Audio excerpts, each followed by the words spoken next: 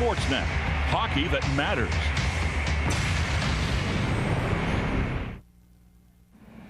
The Storm look poised for a long spring skate, and why wouldn't you be with Captain Callahan to call on, one of three prominent Ryans on this squad. Ryan Parent is always taped up and ready to go. He's one of the best on the blue line, you know that. Ryan McDonald has provided more than a bang-up job between the pipes. He's a huge reason why Dave Barr's bunch stacks up as a postseason contender. The Storm and the Sting next.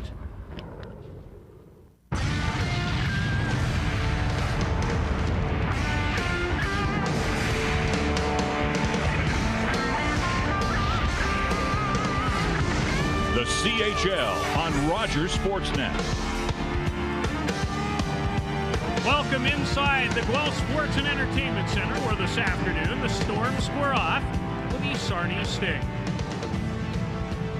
Good day, everyone. Peter Loubardias alongside Sam Cosentino. You can smell the playoffs in the air. We know that the Guelph Storm will be there. They look like they might be able to take a nice run. If they do, their captain, I'm sure, will be the leader of that pack. Ryan Callahan, a fourth-round pick by the Rangers in 2004, went to camp this year with the Rangers with a couple of former teammates, Daniel Girardi and Fedor Tutin. Well, he ended up coming out of that camp and not signing. He's out to prove himself and has done a pretty good job of that so far this year. General manager and head coach Dave Barr could not be more pleased. I think he's out to prove something. Didn't get a contract that was acceptable to him from the Rangers, and I think he was a man on a mission to some degree, where he wanted to prove to them that he was good enough. He's good enough for them next year, and I think maybe just NHL people in general that he's a player that maybe they should have looked at to draft in earlier rounds, because he's been so consistent this year. Every night he's our best player, our hardest worker, and a guy that you don't really want to play against. Switching gears now from a 20-year-old to the 16-year-olds.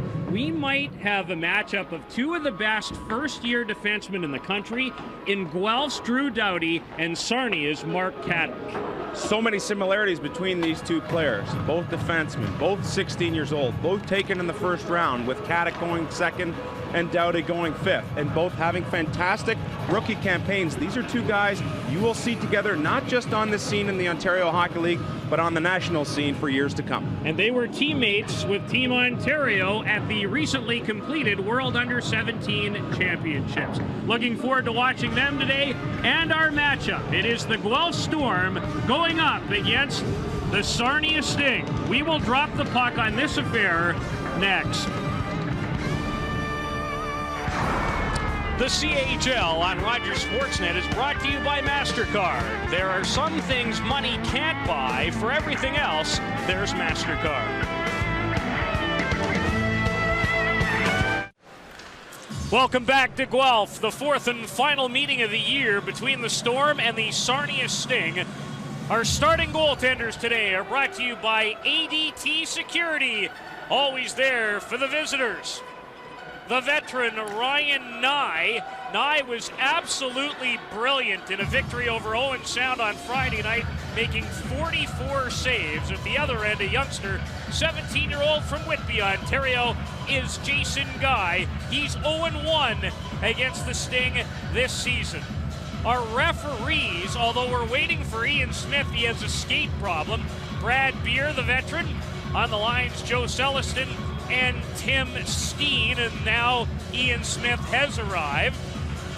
The skate is fixed, and as far as the season series is concerned, Sam, Guelph leads 2-1. Taking the first two games in this series, with Sarnia winning the last meeting between the two. Sarnia has had a very difficult year, more than 300-plus man games lost to injuries, and this is arguably the youngest team maybe in the Canadian Hockey League. Kelsey Wilson, Ryan Parent, and that goes off the left pad of Ryan Nye, who's been dealt twice this season. Coming over from Plymouth and then moving in a deal to the St. Michael's Majors for a short time before being dealt to Sarnia, all before the deadline. Brandon Mashinter scored a goal in a 7-6 overtime shootout loss last night in Erie. It's been a very nice weekend for this Sarnia team. They've collected 3 of a possible 4 points. The Canadian gold medalist, Ryan Callahan, on the ice with Kyle Wharton, who's been a wonderful acquisition for this team, coming over in a deal with the Sault Ste. Marie Greyhounds. Keys to the game brought to you, as always, by Yamaha. They are the manufacturers of the world's finest recreational vehicles. Well, you look at Sarnia, a young team going with 17 skaters, 1 under the allowed, and they're playing their 3rd in 2.5 days. As for the Guelph Storm, a team that's pretty much cemented in the 4th spot in the Western Conference, you know, unless things really get crazy here in the last 6-7 games, but for Guelph, they need not to take this team lightly. Jason Pitton, who has had a little trouble finding the net lately, nearly opens the scoring. He does not have a point in his last 5 games, but Dave Barr very happy with the 8th round selection of the New York Islanders in 2004. Kyle Trant works one-on-one with Ryan Callahan, keeps his legs moving. Thomas Pospisil, one of the good-looking European players in the CHL this year. He's from the Czech Republic. There's a good pass and a quick goal from the Sting, who strike a minute 40 into this opening period. Oddly enough, when we talked to Sean Camp before the game, he said Pospisil is a great finisher. Well, on this occasion, he is a great playmaker, working behind the net, emerging, hanging on, good patience there. He allows with that patience to pull guy out of position, and once he makes that pass across, well, it's no problem, and it's a half empty net there for Anger to finish it off. No mistake made on Kyle Trant's 2nd of the season. There are 10 17-year-olds on this Sarnia team, 2 16-year-olds. Now, there is 1 or 2 that have already turned 18, but they're classified as far as hockey terms as 17-year-olds. And Sean Camp delighted with the start, the 3rd game in less than 3 days for both these 2 teams. And Pospisil with a lovely feed to make it happen.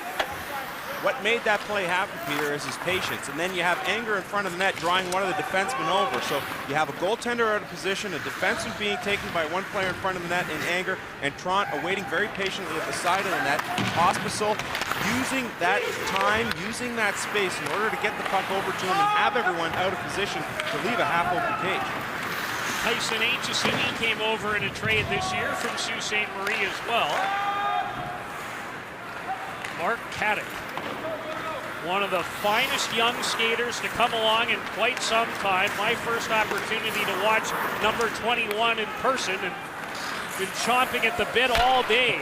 People talk all day, all month. Okay, good point. Maybe the last 3, but I keep hearing the words Paul Coffey and Mark Caddick mentioned in the same breath. Now that's a little bit of high praise, but can't wait to see for myself today. He's just 16. Here's veteran Jamie Fraser, drops it for Trant, looking for his 2nd of the day, and Jason Guy with the save off Kyle Trant. Well, Trant, who picks up just his 2nd goal of the season a short time ago, does a great job here again in showing patience. What does he do? He waits at the line. He knows the defenseman's going to be pulled down, and with him as the trailer, he has a wide open lane to the net. Guy makes a good glove save. Former London Knight Steve Ferry came over along with Matt McCready in the deal that sent Matt Pellick on December 14th to the Knights.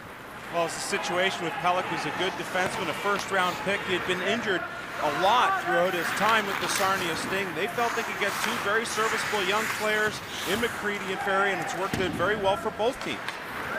Fraser, outlet for Trant, who has the game's opening goal for Jared Gomes. Gomes on right wing, Pospisil, a quick shot. And that's turned aside by Jason Guy. Gomes with a big equalizer late last night in Erie, a backhander. And Gomes is one of the young players that Sean Camp really likes as Sarnia looks ahead to the future. Well, without a doubt, and that's what the Sting need to do. And their fans having the chance to recognize that this team is young and will progress. As for Dave Barr, his team a little further advanced in age, firmly entrenched in that 4th spot in the Western Conference. Always a pleasure to come to Guelph, talk to Dave Barr. Not only is he very forthcoming about his players, but about his strategy as well. Two of the finest coaches to deal with anywhere in the country in this game. Tyler Doyle racing after the puck. Ryan Nye will scoop it.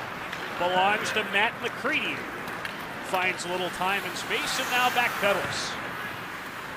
McCready on the ice with the aforementioned Mark Caddick, Stefan Blaho, Danny Anger, and Cody Musselman up front for the Sting. Peter, can't talk enough about patience. I've already mentioned it 3 or 4 times in this game, but you got a young player like McCready, initiates the breakout, doesn't see what he likes, so he stops, turns around, initiates it once again, enables Sarnia to gain the line and dump it down to work on the forecheck from there on out. Tron second of the year from Thomas Pospisil and Jamie Fraser at 140. The Storm trying to get something going. Coming off the 6-2 loss last night in Owen Sound versus the Attack.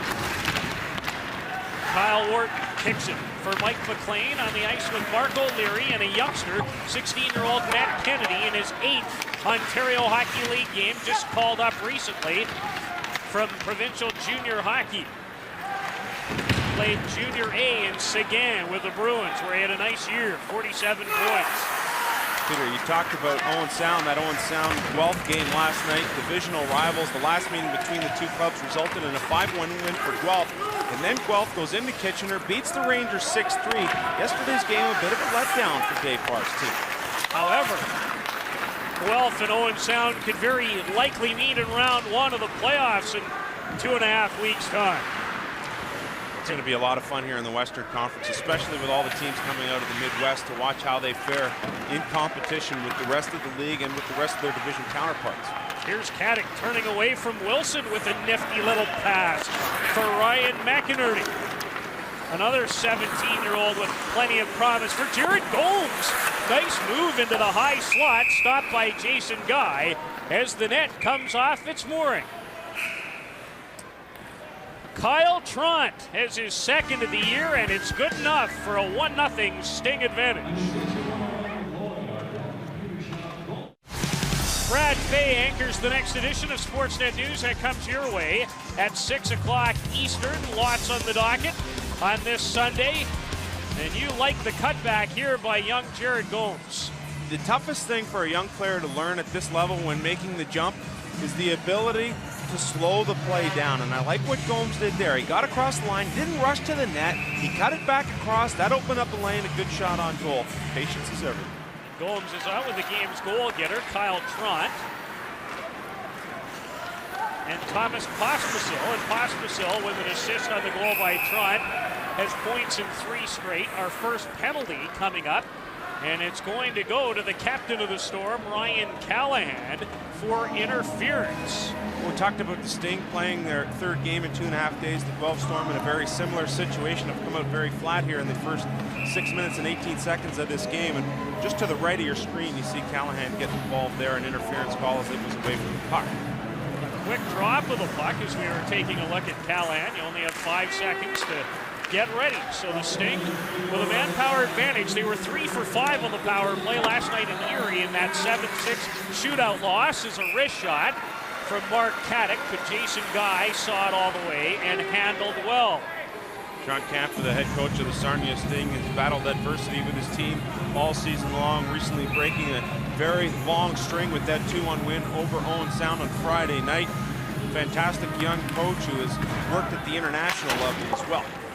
Led Canada to a silver medal at the World Under-18 Championships last year in the Czech Republic. And that is where he and Alan Miller, the GM, spotted Thomas Pospisil. I was joking with him before the game. I think Pospisil was the only non-diving member of that Czech team. Canada won the semifinal against the Czechs to advance to the gold medal game, 3-2 in overtime. Harrison Reed coming off a career 5-point night in that game in Erie one night ago. You're not suggesting embellishment, are you? I'm suggesting a lot of it. One of the worst displays I've ever seen of it, a matter of fact.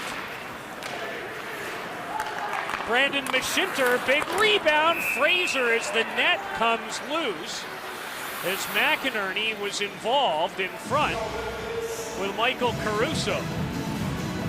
A lot of players on each team acquired from Sault Ste. Marie this year, and McInerney driving hard towards the net. As he's taken down, he knocks the net off its moorings. Bodies flying everywhere. Mashitker does a great job here in a quick release. He knows because he's in such short distance that he's going to be able to create a rebound with that shot. Does so. It didn't exactly go where he wanted to, but nonetheless another chance there for the Sting. Matt Dagostini, a draft pick of the Montreal Canadiens, has had a fine year with 74 points, although he doesn't like this. He's on his way to the penalty box for high sticking, so for 37 seconds the Sting will enjoy a two-man advantage.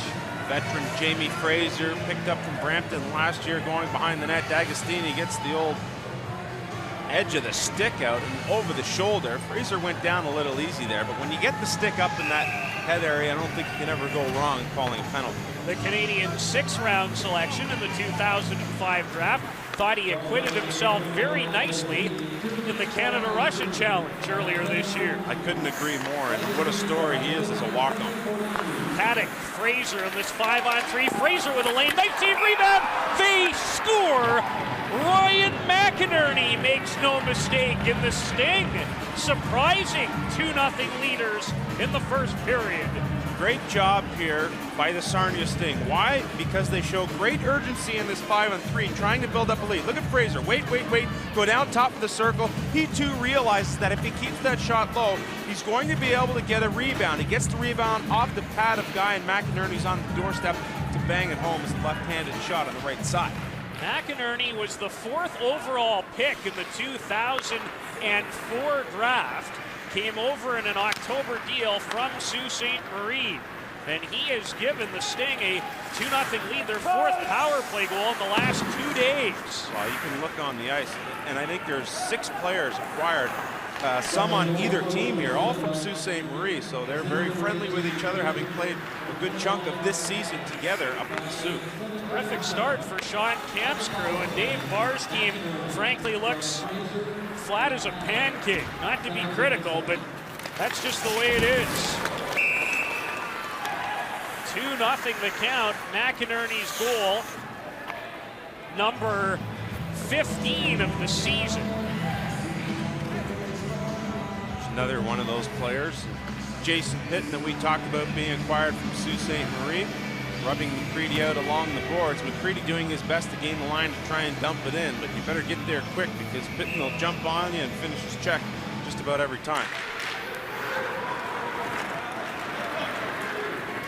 Caddick with a minute left of the power play. What a nice crossover. There's an example of the great skating ability of the young 16-year-old, born in Porcupine, Ontario. Maybe equally important, Peter, as his skating ability is the confidence to take the puck and move with it. You see great skaters sometimes don't use that ability. With Caddick, there's no issue there. Caddick, who will collect it, was an all-star at the World Under-17 Challenge. Played in Regina at the end of December and early into the new year. It's a pretty good praise for a guy who in 5 games had 4 points without a goal, just 4 assists in that tournament. Well, I heard he was so good at that tournament, it was almost ridiculous. And Drew Doughty, who had 4 points in the tournament as well with a goal and 3 assists for Guelph, was almost equally as good. I think a lot of times you get in those international competitions and everyone looks for the big point producers. It's nice to see that the people selecting those All-Stars are appreciating the defensive side of the game too, and not necessarily basing their decision on point production. I have a feeling we're going to see those 2 kids at the World Junior in a couple of years. I believe the 2008 event in the Czech Republic. I don't know if their moms and dads have booked their tickets yet, but you might start thinking about it a little. Save on the flight. Get some early bookings. Oh, well, we better not speculate quite that far ahead. We want to jinx the young men. No, we certainly don't. But they are 2 fine-looking players in this league. Brandon Biggers, his shot hit a body. Here's Kyle Wharton, a second-rounder of Columbus, backhander for another 16-year-old with promise. Jamie Arneal, penalty coming up for tripping. We will sort it out when we continue. Ryan McInerney's 15th of the year has given the Sting a 2-0 lead.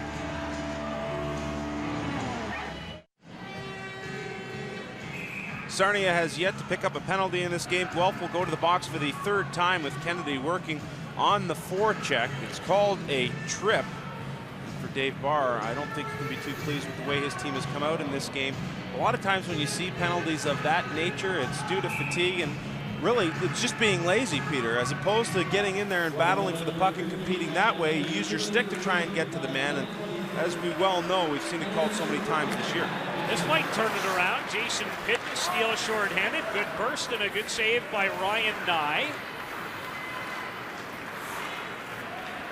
Fraser, who also collected an assist on the goal by McInerney, as did Mark Caddick. A power play goal at 7:57. Fraser upended. Pitton enjoying a great shorthanded shift and had a couple of whacks, and there's a fine save by Ryan Nye from close range. With traffic in front, very quick down low with the pads. Now we're being a little tough on Guelph, and yet in saying that, I think they are a very dangerous team in 2.5 weeks' time because they have a little of everything. Ryan McDonald not playing today, but one of the best goalies in the league. They've got a nice defensive core. Ryan Callahan, Dagostini up front, and you have guys, Peter, that have experience going deep into the playoffs and playing in the Memorial Cup as well. You can never replace experience come playoff time. Great point. Still a few members left over as Caddick. Oh my goodness. What a play to start the breakout. Trant looking for his second of the day. Pospisil, he has an assist in the game. Looks for Trant, he combined for the first one. Here's Caddick jumping up. Pospisil runs into Ryan Perrin. Steve Ferry taps it for Thomas Pospisil as his 51st point of the year this afternoon. Ferry, his blast through a screen. Nice save by Jason Guy. Pospisil, one-timer, redirected, scores! Harrison Reed, his third goal in the last 2 days. It's 3-0. One of the greatest things about coming to watch a young team is seeing how players at the start of the year have developed throughout the year. And Harrison Reed is one of those players who's been often talked about by scouts. In fact, I talked to a scout this week who said, I need to watch a little more of this Harrison Reed. Well, if you're watching this, you're going to like what you see because he goes to the net, and not only does he go to the net, but he has the concentration to redirect the Pospisil shot between the legs of Jason Guy. Reed's 23rd of the year, coming off a career-high 5-point night in Erie one evening ago. And a power play goal, Sarnia's second of the day, has them in front 3-0. You know, that acquisition reminds me a lot of the acquisition with Pellick. If you go back to the Danny Fritchie deal last year, Sarnia got a lot of draft picks in that deal, but they got a young, talented player in Harrison Reed. It reminds me a lot of the Pellick deal because they have two young players in return of McCready and Ferry, who came over from London this year. Arneal spinning.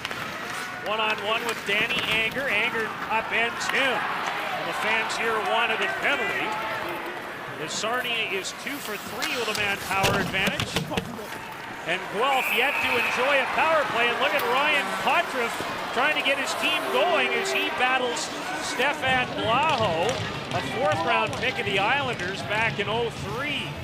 Signed as a free agent shortly after a deal that Sarnia made with Sudbury was Blaho. And Potriff, one of those guys that we talked about with some playoff experience. And here's a guy who recognizes that with 6:49 left in the first, his team has just 4 shots on goal, has come out very flat, has taken upon himself to try and fire up Dave Barr's squad. It all starts on the near boards. Potriff with the original hit, and it didn't take Blaho long to ask him if he wanted to dance. Potriff was willing and able. Potriff sits down.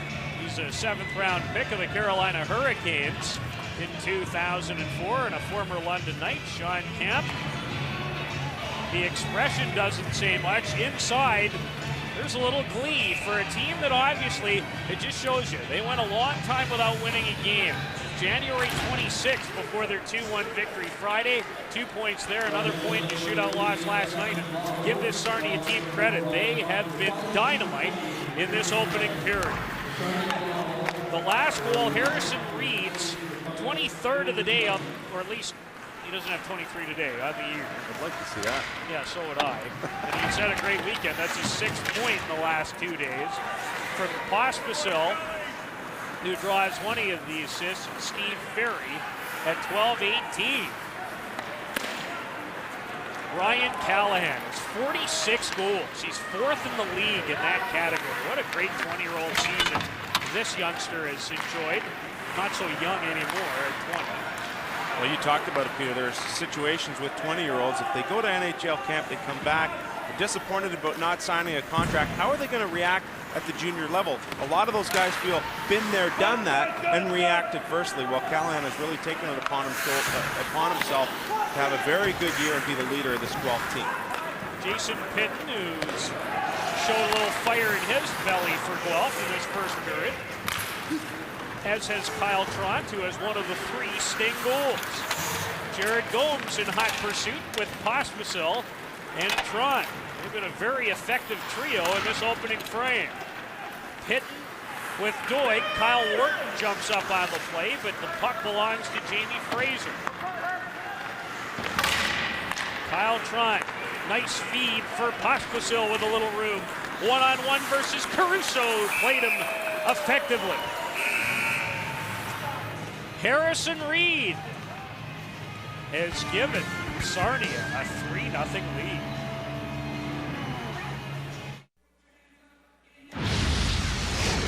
CHL top scorers brought to you by CGC. They are the leaders in the wall and ceiling industries. There's not a game that goes by without Radulov picking up a point, 135, but Robbie Schremp with 134 is right there. Look at Olivier Latendresse, brother of Guillaume, the Montreal Canadiens draft pick. Latendresse is a Phoenix prospect with 112 points to round it out. Alexander Radulov, I believe, now riding a 45-game point-scoring streak with a Quebec Rampart. I love his skill. He is a fun player to watch. He might be the most highly skilled player in the entire Canadian Hockey League. A first-round selection of the Nashville Predators, and a lot of people like the Quebec Ramparts' chances of winning the Quebec League, or at least finishing second, and along with Moncton representing that league in May in the Memorial Cup. A lot of different pieces, the Quebec team. Good goaltending, good young player in Esposito. Radulov, they're doing a fine job. That's a good-looking team, but they've only lost one of their last 16, I believe. They just had a 14-game winning streak snapped Friday night. 10-6. They lost to Rwanda. First loss in quite some time. Sarnia Sting have not won a lot of hockey games this year. And when you think about this, as we take a look at a nice rush by Carl Wharton. Wharton playing with a lot more confidence lately. Was hurt at the start of the year and hurt on his way from Sault Ste. Marie to Guelph. Actually sat out a couple of weeks when he was acquired by the Storm, but picked up a career-high 5 points just a couple of nights ago there, and decides to take it on his own there with an end-to-end rush. Not a whole lot of finish. Talked about Sarnia's man games lost, well over 300 today. No Richard Clune, their captain. Their leading scorer, Chad Paincho, is out for the rest of the year. Thomas Sample is out for the rest of the year. A fine young 16-year-old who represented Ontario at the World Under-17 Challenge. Daniel Lombardi is out for the rest of the year. I mean, the list just goes on, and here they are leading today 3-0 against a very good Guelph team. Well, Paincho was a fantastic pickup in that big trade with Mississauga last year. A prospect of the Atlanta Thrashers, was having his best year here in the Ontario Hockey League, but unfortunately he'll be shut down for the rest of the season. That may be a blessing in disguise for this Sarnia team, Peter, because a good chance, because he's missed some significant time this year, that he will return as an OA next year. Well, if anybody can turn it around, it's the guy with the puck behind the net, Ryan Callahan, on the ice with Kelsey Wilson and Matt Dagostini. Doughty and Ryan Parent on the back end, and look what they've done. And guess who's found the net? Ryan Callahan's 47th. You were tuning in at the top of the broadcast. You heard Dave Barr say on every night he is our best player and or our hardest worker. And this is a situation where he needs to get his team going. It's nothing out of the ordinary, simple hard work, but the spinorama is what surprises Ryan Nye. And Ryan Nye playing very loosely with that goal stick he has it out in front of him and angled upward as opposed to really closing down that 5-hole, and Callahan was able to find it and get his Storm the board. Callahan now riding a 5-game point scoring streak. He has 16 points, scoring in 9 of his last 10. Including his 4th hat trick just a couple of nights ago. In the big win in Kitchener. Haverden takes it loose as Steve Ferry pounces on it. As Guelph stems the Sting tide in this first period. Aitchison clears it into Brandon Biggers, locked up with Thomas Pospisil, who has 2 assists for the Sting this afternoon. Haverden, Biggers will backhand it in. Aitchison in a battle on the end boards. Up ends Andy Haverden. Mark O'Leary. O'Leary, oh, nice pass. Biggers didn't go far enough, Sam, on the wraparound. He stopped short. He stopped short. He thought he was participating in an episode of Seinfeld, and for Biggers, he had a chance there with Nye a little late in reacting and getting over it. The last second he kicks that pad out. Had Biggers been able to go upstairs or take it maybe a little harder to the net, he would have had himself a goal, and this game would have been cut to a 1-goal lead. That's why they curve those pads at the end there, because not only do they stop the puck, but in situations like that, that curvature helps remove the puck from the goal area. When he sees that on videotape, he'll know he had more time to come right out in front. Caddick with just another fine play to help his team break out of the zone. Videotape. I think we're showing our age. Do they use that anymore? It's all digital, isn't it? Isn't that what the kids use? You're more in that world than I am, of course, because I'm considerably older than you. Well, you always say that I'm young. Well, and looking young. Danny Angers looking young at 17 and backhands it in deep. 3-1 Sarnia. As Callahan's 47th has the Storm on the board. The assist to that other bright-looking 16-year-old defenseman, Drew Doughty, his 29th point of the year. So both Caddick and Doughty with assists today, and both their 29th points of the season. Similarities never end. Well, Doughty's a little younger. Yeah, he was born on the 12th of December. He almost made it to being a 15-year-old exemption. By the way, that 15-year-old exemption is pretty good. Can you believe John Tavares in this league at 15 years of age, a late 15 because he doesn't turn 16 until September 20th of next year, came into today with 42 goals. 42 goals. 15 years old, that's something else. Unbelievable. I wonder if he'll receive a chance to play for Canada at the upcoming World Under-18 Championships in Sweden. Maybe not. Canada doesn't like to rush players for those international events before they have to, but I bet the Canadian brass has thought about it. Coming up in our first period intermission, we will feature the goal scorer for the Guelph Storm today, Ryan Callahan. His 47th of the year. Jason Portuondo back in our Sportsnet News studios with an update. And of course, as always, our Easton play of the period. Sarnia strikes with 3 quick ones, and Callahan has responded. And now, Guelph with its first power play opportunity of the game with Jamie Fraser in the penalty box. I just want to finish up your point about Tavares. He was so dominant at the under-17s, 2 years before he's supposed to be there, that he should definitely gain some consideration. The delay of game is the call. Kelsey Wilson with 23 power play goals on the ice, and here's a penalty, and oh no. Caddick took what looked to be a high stick, and you can see he's bleeding. And we sure hope he'll be able to continue. He's put on quite a show in this first period. Situation where he's going up against the boards. At the last second, that stick comes up and catches him. Boy, right in the right side of the mouth. Ooh, man, that's got to hurt. Kelsey Wilson working in the corner and trying to get away from Caddick. I'm sure he'll get sewn up. And we'll be back in a short while, but he's a player that we have enjoyed watching here in the first 19 and a half minutes of this period. Love to see him come back and be ready to go in the second. Was that not Wilson's stick that hit him Without in the a face? doubt, it should have been on his stick. Well, it's Dagostini in the penalty box for the double minor. Interesting. Clearly looked on our replay like it was the stick of Wilson, who has the puck now in a 4-on-4 with time winding down in what's been an interesting first period of play. Steve Ferry has an assist, loses the handle to Ryan Callahan. Callahan, nice patience to spot Caruso. Caruso towards Callahan. As the buzzer goes to bring the first period to a conclusion. Pretty entertaining first period. Guelph started to show signs of life towards the end of it, able to pick up one goal, cut that lead to 2.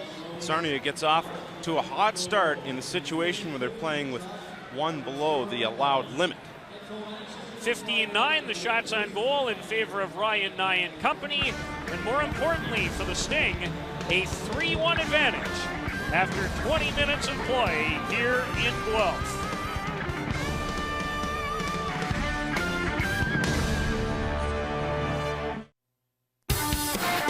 Sting and Storm through 20 minutes of play from the Guelph Sports and Entertainment Center. From that venue, we bring you inside our house. I'm Jason Portuondo. Sarnia, last place in the West Division, some 41 points back of Guelph, but you couldn't tell in that first period as they have that 3-1 lead. More pucks to talk about, this of the NHL variety. Not good news for the Toronto Maple Leafs, and more particular, Eric Lindros, says he re-injured his right wrist last night, effectively ending his season and possibly his NHL career.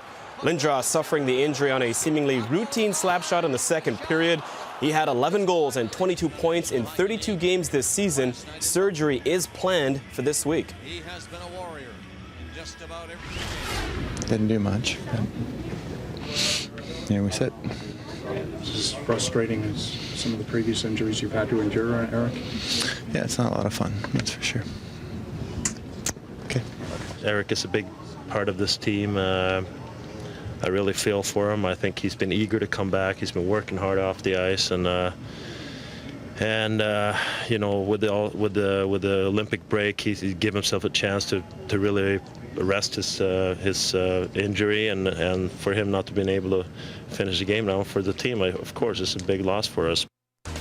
A reminder, Brad Fay has Sportsnet News later on tonight. Following the game, he'll talk NHL, PGA, and oh yeah, Scott and Jones at the Scott. More CHL on the NET on the other side.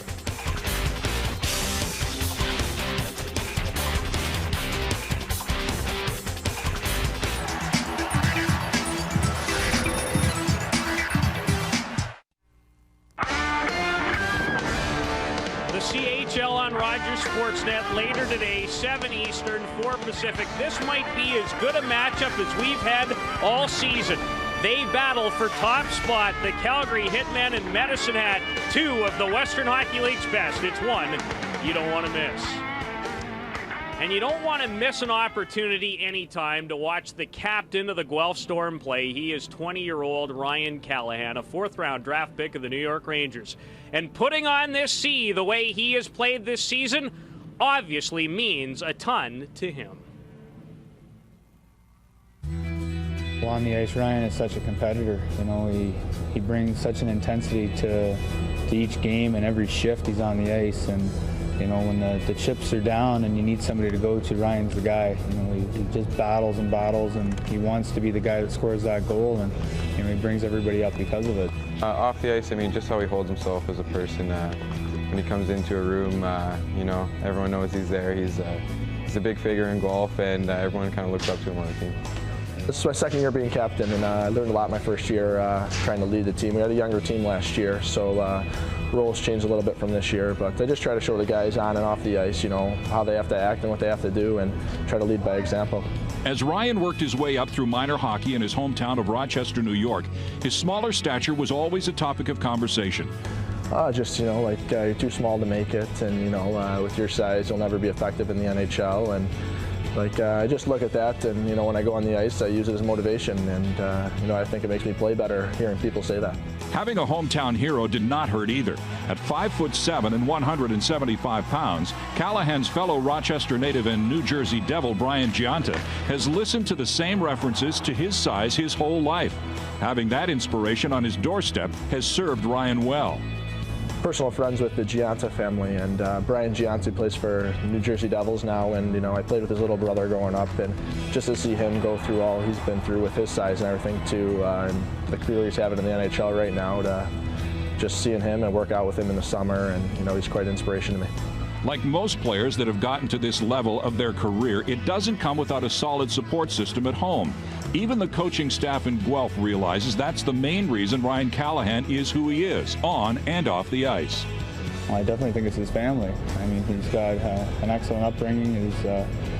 His family is just, very supportive of him, and I think that's huge when it comes to, Ryan Callahan, the person that we get, and he's just a good, honest, hardworking kid who just wants to play the game because he loves the game. 2004 was a bittersweet year for Ryan Callahan. The Storm stunned the London Knights by defeating them in the Western Conference Final, and then went on to the Memorial Cup in Kelowna, only to be knocked out of the tournament with 3 straight losses. But again, he was quick to use that experience as a motivational tool. Whenever anybody talks about it, it brings back memories. We had such a good year that year, and to have a disappointing outing like that in Kelowna, really is a sour taste in your mouth, and it means so much to be able to get back to another Memorial Cup.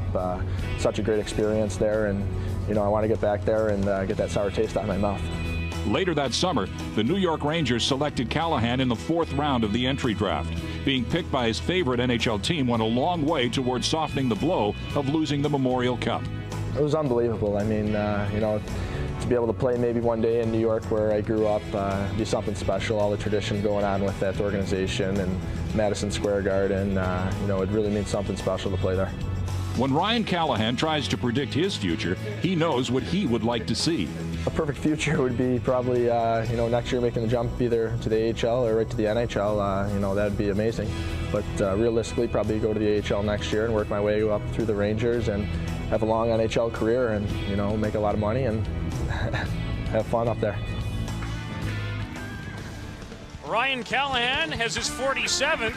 Kyle Trant opened the scoring for Sarnia. The Sting lead by a pair. The play of the period is brought to you by Easton Sports. The world's best players choose Easton. We choose Sarnia's first goal for a couple of different reasons. The first is the hard work by Pospisil, who you see at the bottom of your screen controlling the puck. Well, Michael Caruso's the defenseman who vacates the area, and you'll see it well in the replay. There's Caruso there. He vacates the area to go and take a man in front and then starts chasing the puck. And once he starts chasing the puck, that leaves it wide open on the far side for Kyle Trant to pick up the game's opening goal. Sarnia leads 3-1.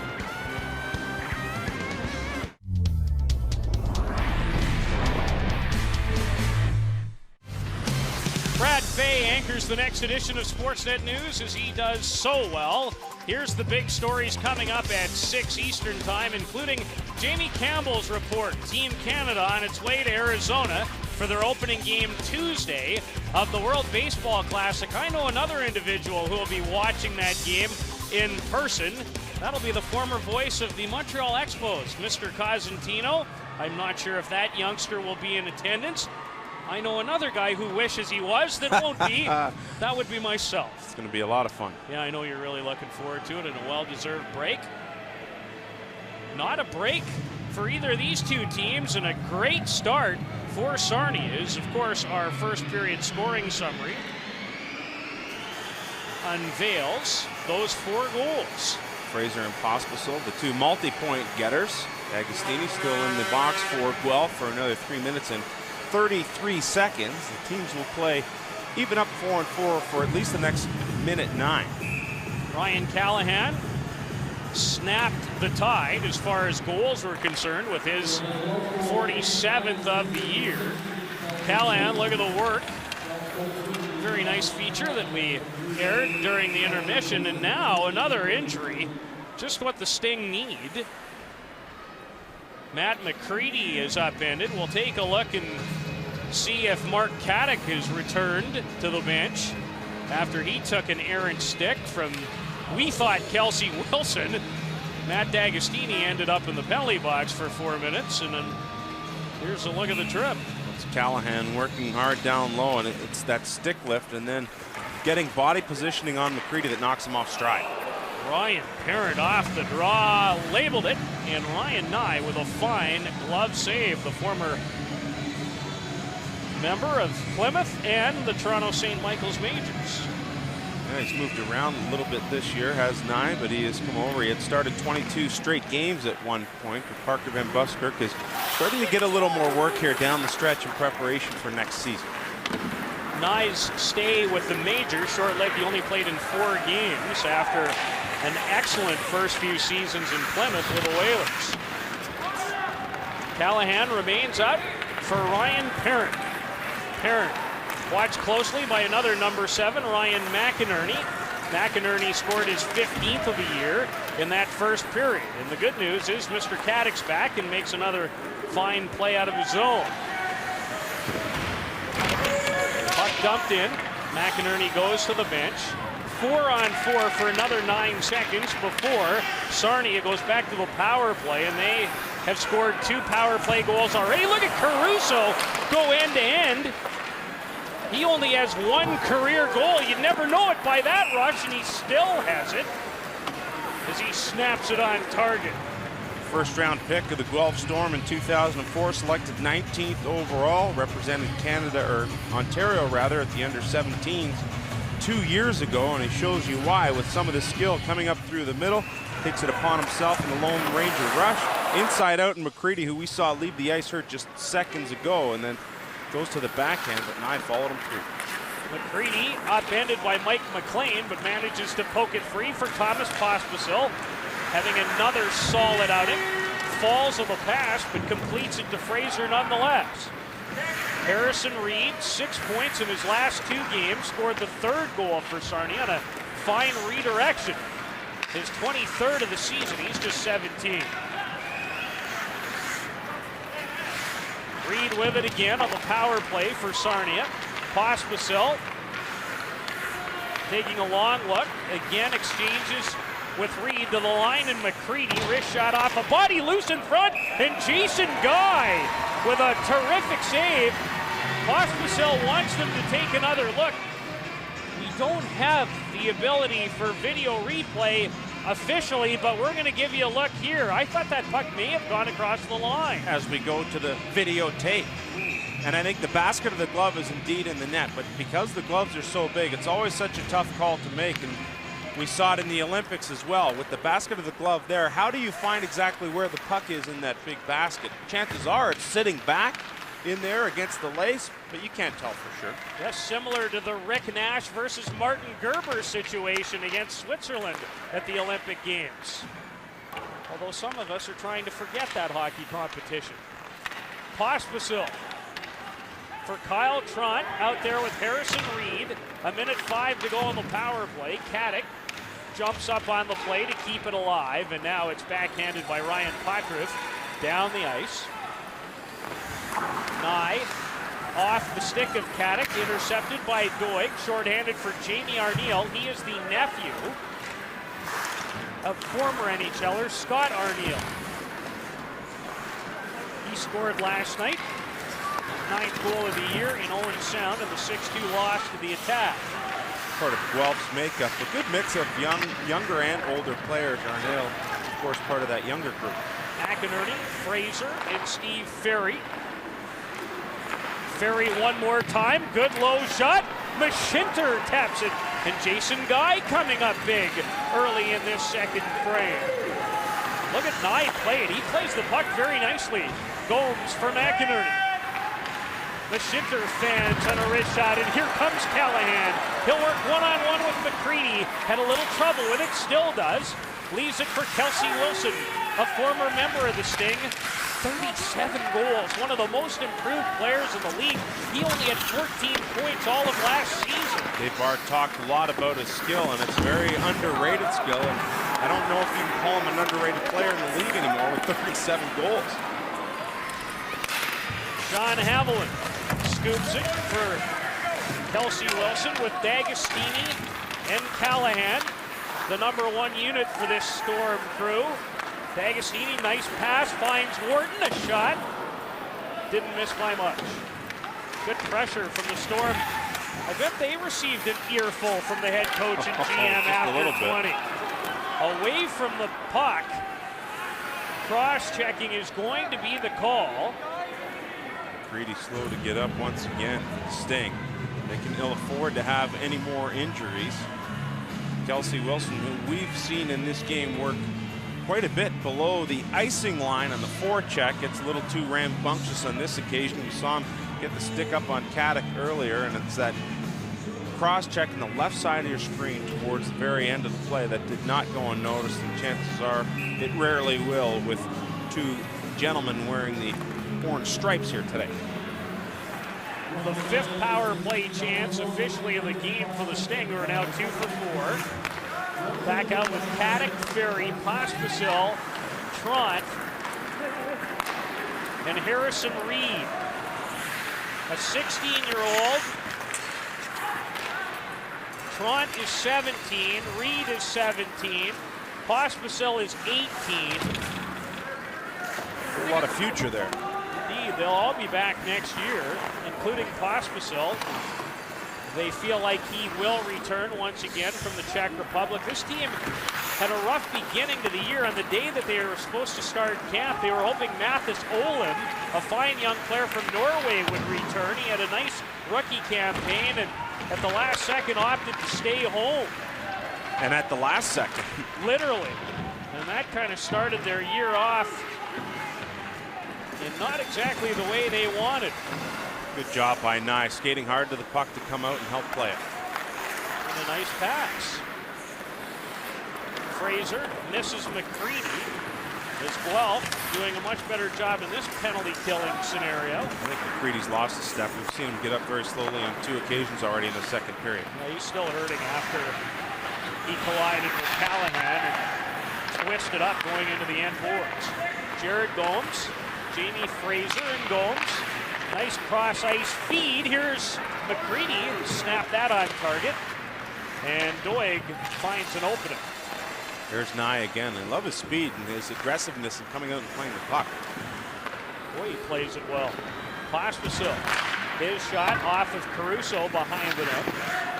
Pospisil ran into Potriff and got the worst of that collision. It's the penalty to Kelsey Wilson about to expire as Callahan upends. Goaltender Ryan Nye, and the captain's going back to the penalty box. Callahan did score a goal towards the end of that first period to fire up his team, but here on this occasion, no need to go into the goaltender whatsoever. Nye a little slow getting back into his net. You can see Callahan just trying to cut the corner, almost like a slalom skier, using Nye's pad as one of the gates. And Callahan, even on a day where you can tell the Storm just don't have the kind of energy that we have come to expect from them this season, his motor's still running. Never ends. He's got a V8. Yeah, I really enjoy watching him perform. And he was such an important component in 2004 to leading Guelph past London and then to the OHL Championship. And they represented this league in Kelowna at the Memorial Cup under the guidance then of Sean Kemp. Now the head coach in Sarnia. Drew Doughty clears it out of the zone. Caddick taps it ahead for Mashinter, off of Wharton in behind the cage. Ryan McInerney on this Sarnia power play. Caddick, McInerney down low, broken up by Wharton, and Hill cleared out. Again, Nye out there to play the puck aggressively, trying to catch Guelph on a line change because they have the far bench this period. Harrison Reed, there's a young player operating with confidence. Fraser a drive, and Guy kicked that aside. Reed spinning against an excellent defenseman, got away from Ryan Parrott. Big save by goaltender Jason Guy. Good job by Reed to emerge from the corner with the puck and get a good shot on goal. Boy, he's been impressive, having a wonderful weekend with 6 points in his last 2 games, and a long way to go in this one. O'Leary, the veteran. Trant and Reed trying to dig it free. Some help from Wharton is fine work by O'Leary to tie it up for a stoppage with 26 seconds left in the penalty to Ryan Callahan. We talked about Harrison Reed doing great work in the corner. Looks like he's going to go back all the way to the half boards. Instead, puts on the brakes, spins, and when doing that, he leaves the defenseman in his dust and is able to come out and emerge with a good shot on goal. Reed remains out with Trant and Pospisil. Caddick and Ferry on the blue line. Ferry with it. Dishes off for Harrison Reed. They were minor midget teammates in Richmond Hill. Steve Ferry fans on the slap shot. And Caddick regroups. I can't take my eyes off 21, I got to tell you. He's lived up to its billing for me so far today as the young Sarnia defenseman. My first personal viewing of him that hasn't been on television. Pitton, Callahan out of the penalty box. Good quick steps, back skating as well for Caddick in that occasion to keep the offensive player wide. Drew Doughty, another 16-year-old talent. His shot is blocked and poked out of the zone by Thomas Pospisil. Doughty, good lead pass for Dagostini. Wilson in hot pursuit. Callahan now on the cycle versus Caddick. Wilson, Dagostini, nice spin off the defender. Reed does so again. The Montreal draft pick, shot from a sharp angle, glove save by Ryan Nye. The Sting pressured but continue to lead by a pair.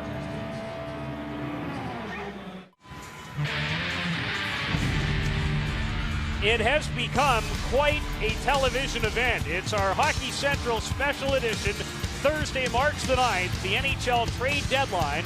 Thursday at noon, we will have all 6 Canadian teams covered with reporters in all the respective cities that those 2 teams play in. Actually, our coverage of the day will begin with a special Sportsnet news starting at 8 a.m. Scott Morrison on the radio show yesterday that I do that goes across the country, and he was looking forward to it. I think we're all looking forward to it. I wonder with the new NHL and the salary cap and all that goes with it, just how busy it will be this time around. Very interesting. So many different dynamics now as far as trades are concerned. No question about that. Guelph pressing, looking to draw to within 1 goal. Sarnia struck for the first 3 back in the opening period before Ryan Callahan answered. There have been no goals in this second period. Dagostini's stick looked to be held by Aitchison as Callahan had a couple of whacks. And I'll tell you, some nice work by Ryan Nye to keep it 3-1. Very adamant. Once he gets down in that position, because of his size, he's able to just hold those pads to the ice. And you see him there in that low position already. Now he'll go down to the ice and just pinch those pads down there using the blocker and paddle out front to take away anything that might be open up 5-0 with the legs spread. And a couple of good chances for Dagostini, who, much like Callahan, gives a workman-like effort on a nightly basis.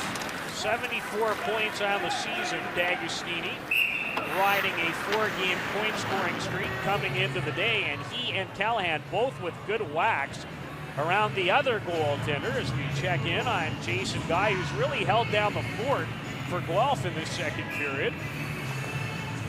Ryan Nye has now faced 15 shots in the net of the Sting.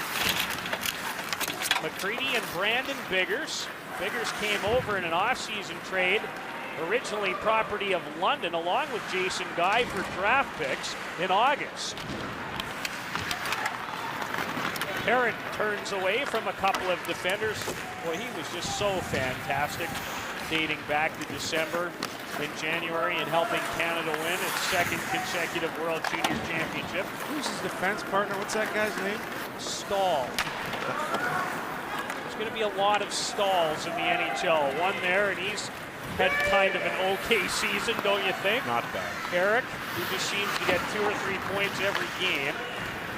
Mark Stahl is a Ranger first rounder. I don't think he's too far away from the big show. And Jordan Stahl. What an emergence. Oh, what a future that big winger has, and we'll see a lot of him in the playoff trail. And Peterborough, obviously one of the favorites, entering the OHL postseason party. And we will expand upon that playoff talk as we continue from Guelph.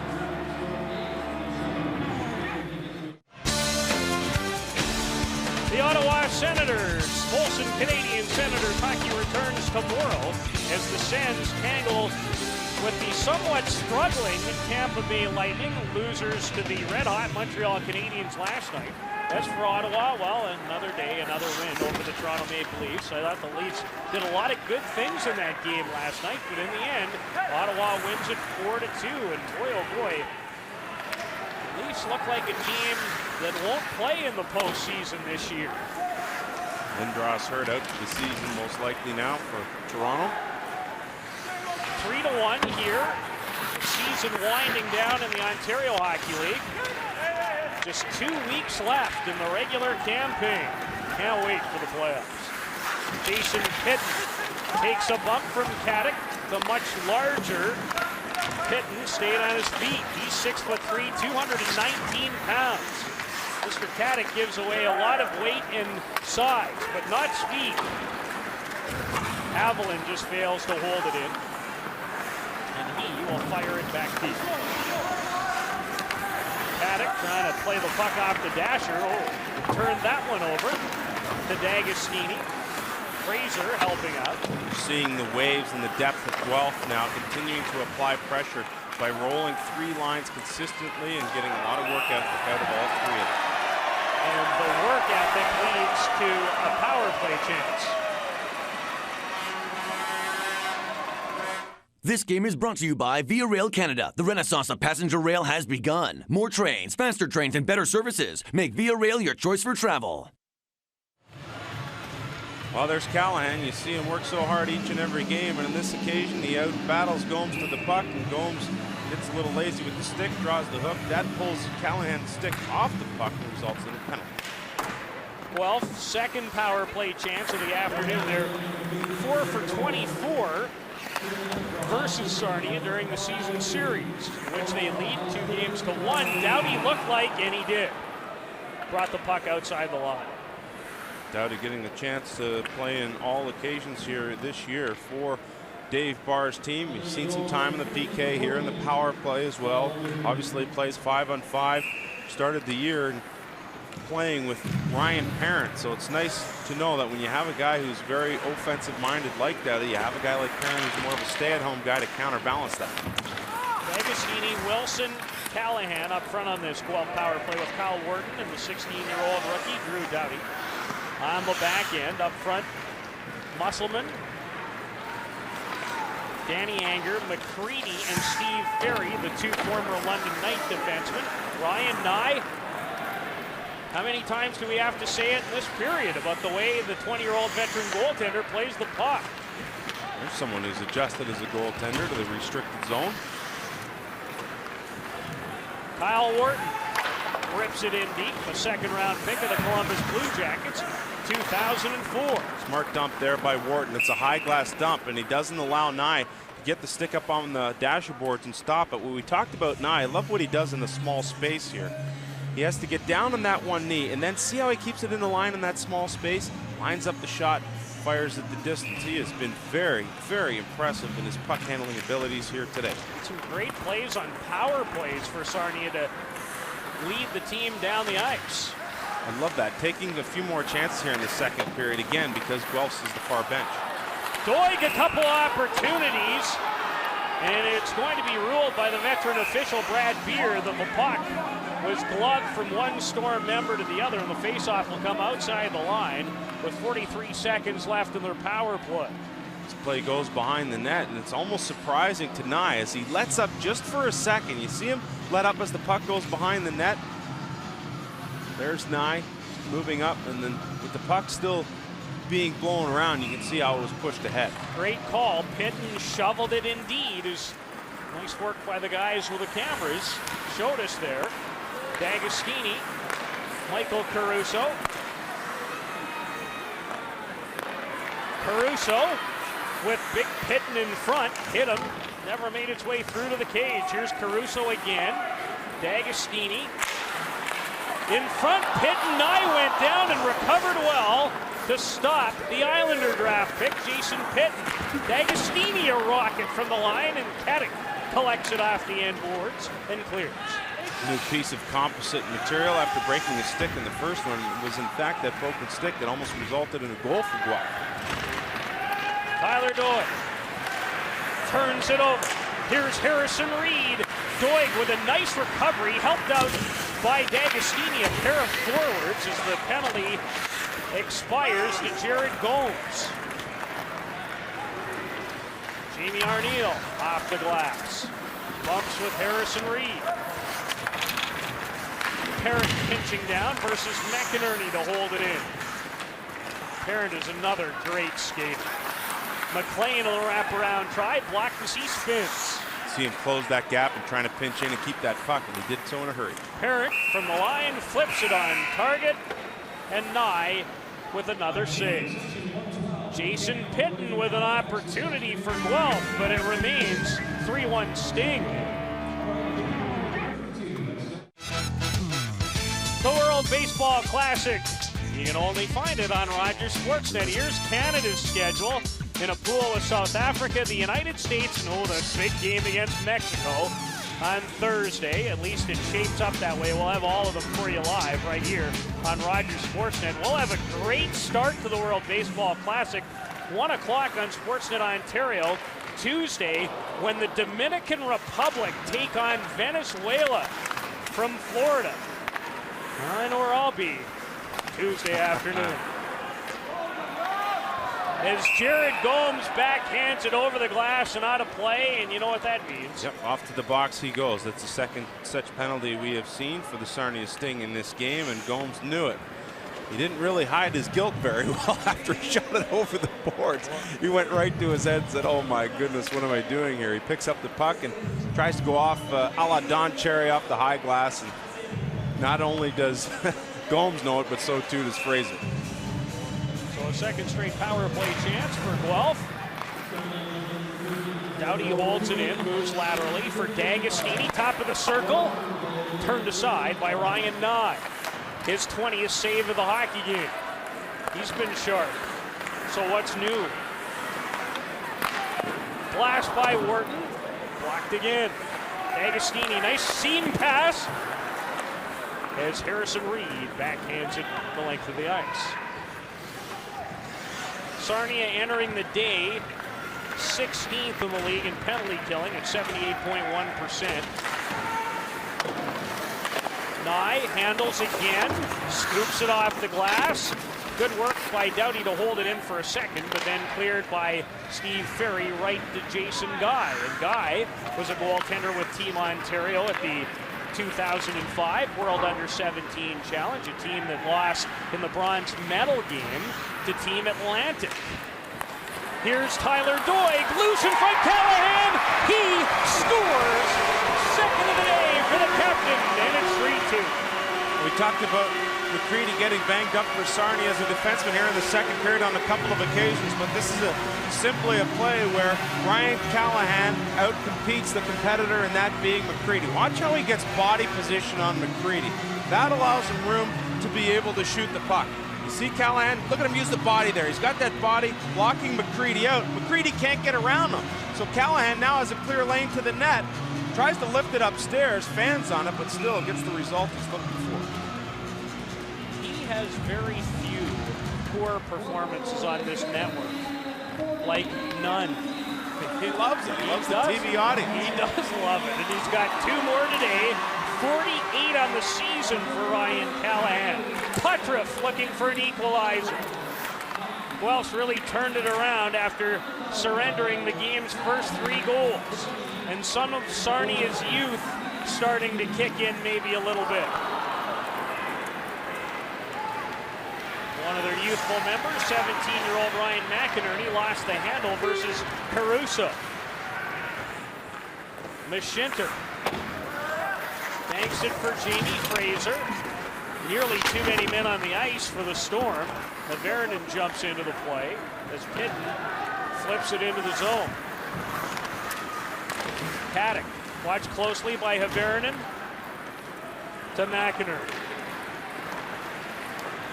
McInerney for Reed off the skate. Nice feed. Mashinter runs into Haverinen and shot it well wide of the target. Haverinen ahead to Jamie Arneal in full flight. Arneal versus Caddick. Two 16-year-olds. Good work and presence by Arneal to keep his feet moving. Good job in the penalty kill. One of the things that makes him such a good penalty killer is his work ethic. He just never stops. That motor never stops for Arneal. Pospisil in behind the defenders, but he's offside. You know, Peter, you talked about Guelph really applying a lot of pressure, equaling the shots on goal, and we talked to Sean Kemp before the game, and he said, guys, with a young team, one of the hardest things to do is try and teach teams how to adjust when momentum swings. And we've seen a momentum change here in the latter stages of this second period. He has tried everything, but with the young team, sometimes it's hard for it to settle in, and that's something that they're going to have to learn as they look towards the future. Not an easy weekend either. You play at home. You make your way to Erie. That's, I would guess, a 3.5, 4-hour trip.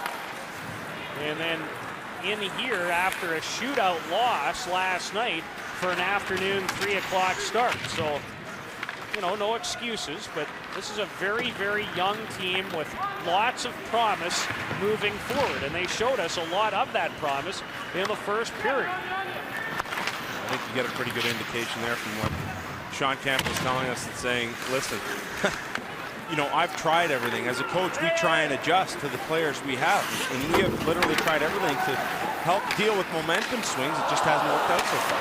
Ryan Callahan jumping up on the play. Knocked it out of midair, but the puck never made its way through to the net. Steve Ferry with Pospisil. His shot, and a good one, and a pretty good kick save is a penalty on its way to the Storm with 1:16 to go in this, the second period.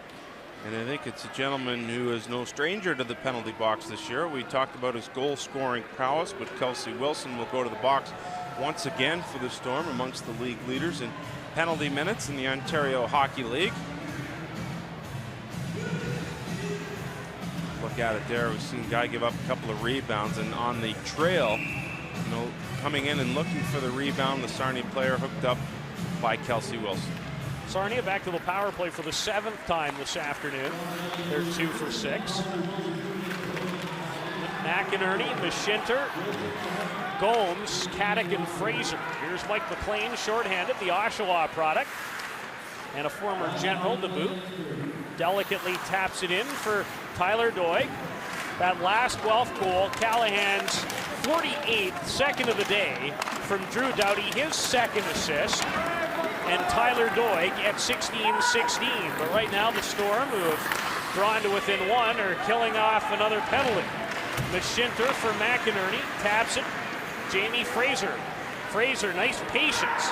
Waiting, driving. Jason Guy the save. Fraser one more time. Jared Gomes. Nice pass attempt. McInerney just fails to make the connection with Brandon Mashinter. Fraser, loose in front, they score! Brandon Mashinter, his second in as many days, and it's 4-2. 6th round pick of the Sting. Boy, patience was a key word we used to describe the play of Sarnia in the first period, but this goal here by Mashinter is all patience.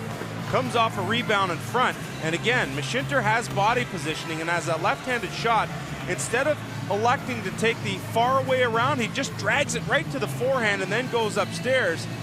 Good awareness on his part to realize that he had all that time in order to make that play. Mashinter picks up his 5th in the power play, and with short time remaining here in the period, that's a key goal for Sarnia. 3 of his 5 goals have come in 3 of his last 5 games. And again, that's just getting a chance to play and play in situations that as a youngster you might not be able to play normally. Mashinter taking advantage of that playing time in the power play. Playing with more confidence. A late power play goal by Brandon Mashinter. restores a 2-goal Sarnia advantage as the teams head to the dressing rooms. And a little pushing and shoving and chatting at the end of the frame. Coming up at the intermission, Jason Portuondo with a Hamburger Helper Sportsnet News update. We'll chat with a fine 16-year-old defenseman, Mark Caddick. That and a whole lot more coming your way. The Sarnia Sting with a 4-2 advantage after 2 periods of play. Ryan Nyes made some nice saves in their goal, and Brandon Mashinter with his 5th in the season. Sting and Storm locked in a good one through 40 minutes of play. We'll get you back to Guelph in a second. We welcome you, though, first inside our Sportsnet studios. I'm Jason Portuondo. More action, but ice of a different kind to talk about. London, Ontario, the final of the Scott for the ladies. Defending champ Jennifer Jones and Team Canada taking on Kelly Scott's BC rink. Third end. Let's get it on. Tied at 1. Scott with the hammer. Looking for the hit to score 3. That's money. 4-1 Scott. Move to the 9th end now. Scott up 7-5. BC second. Sasha Carter with the costly miss. Raising a yellow into another yellow. Canada stealing 1 as a result. Now it's 7-6. 10th end. Canada lying 1. Scott with the hammer. She gets by the guard and makes a takeout. She's made it. And that's all she had to do. Kelly Scott of the BC rink taking it 8-6.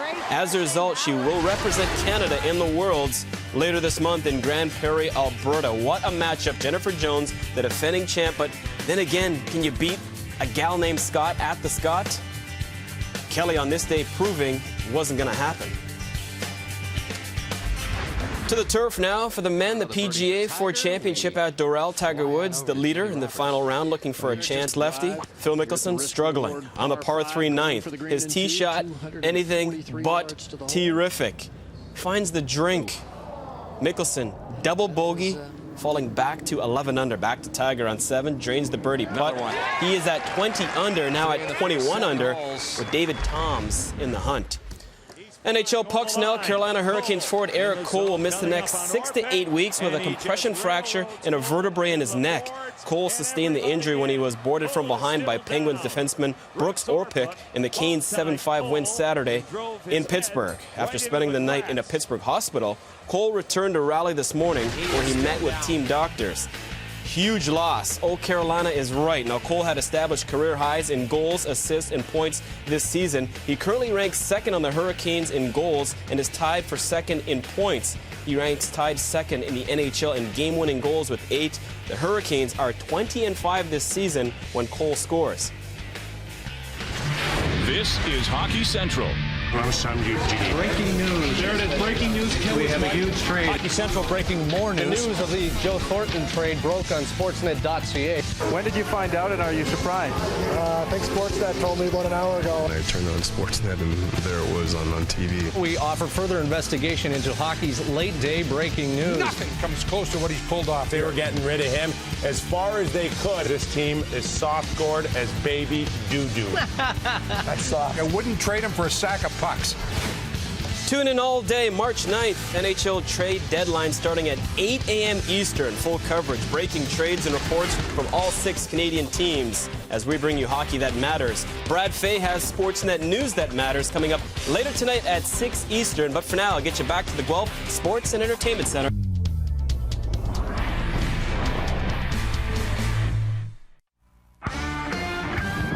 This is fantastic. I'm going to drive home, park myself in front of the tube, and watch maybe one of the finest matchups we've had on Rogers Sportsnet for the CHL. Calgary and Medicine Hat, 1 point separate them for top spot in the conference and their division.